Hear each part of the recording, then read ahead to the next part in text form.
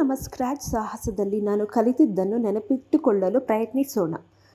ಹೌದು, ಇಂದು ನಾನು ಕಲಿತಿದ್ದನ್ನು ನಿಮಗೆ ಹೇಳಬಲ್ಲೆ.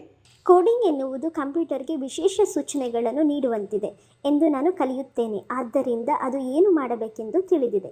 ಸರಿಯಾಗಿ ಹೇಳಿದೆ. ನಾನು ಕೋಡಿಂಗ್ ಕಲಿಯುವುದನ್ನು ಆನಂದಿಸಿದೆ. ನೀನು ಇಂದು ಇನ್ನೇನು ಕಲಿತಿದ್ದೀಯಾ? ಕೋಡ್ ಕಲಿಯಲು ಪ್ರಾರಂಭಿಸಲು ಬ್ಲಾಕ್ ಆಧಾರಿತ ಕೋಡಿಂಗ್ ಉತ್ತಮ ಮಾರ್ಗವಾಗಿದೆ ಎಂದು ನಾನು ಕಂಡುಕೊಂಡಿರುತ್ತೇನೆ. ನೀನು ವಿಷಯಗಳನ್ನು ತ್ವರಿತವಾಗಿ ಕಲಿಯುವಲ್ಲಿ ಉತ್ತಮ. ನಾನು ಮೆರಾಕಿ ಸ್ಕ್ರ್ಯಾಚ್ ಪ್ಲಾಟ್ಫಾರ್ಮ್ ಮತ್ತು ಲಾಗಿನ್ ಮಾಡುತ್ತೇನೆ ಮತ್ತು ಹೇಗೆ ಎಂದು ತಿಳಿದುಕೊಂಡಿದ್ದೇನೆ. ಹೌದು, ಮತ್ತು ನಾನು ಸ್ಕ್ರ್ಯಾಚ್ನ 3 ಪ್ರಮುಖ ಭಾಗಗಳನ್ನು ಅನ್ವೇಷಿಸುತ್ತೇನೆ: ಕೋಡ್ ಪ್ಯಾಲೆಟ್, ಕೋಡ್ ಏರಿಯಾ ಮತ್ತು ಸ್ಟೇಜ್. ನಂತರ ನಾನು ಅತ್ಯಾಕರ್ಷ ಬ್ಲಾಕ್ಗಳು ಮತ್ತು ಸ್ಕ್ರ್ಯಾಚ್ನಲ್ಲಿ ಏನು ಮಾಡುತ್ತದೆ ಎಂಬುದರ ಬಗ್ಗೆ ಕಲಿತಿದ್ದೇನೆ. ಅದ್ಭುತ. ಈಗ ನೀನು ನಿನ್ನ ಸ್ಕ್ರ್ಯಾಚ್ ಸಾಹಸವನ್ನು ಪ್ರಾರಂಭಿಸಲು ಸಿದ್ಧರಾಗುವಿಯಾ? ಅರ್ಥ ಮಾಡಿಕೊಳ್ಳಲು ತುಂಬ ಸುಲಭವಾಗಿದೆ. ಧನ್ಯವಾದಗಳು.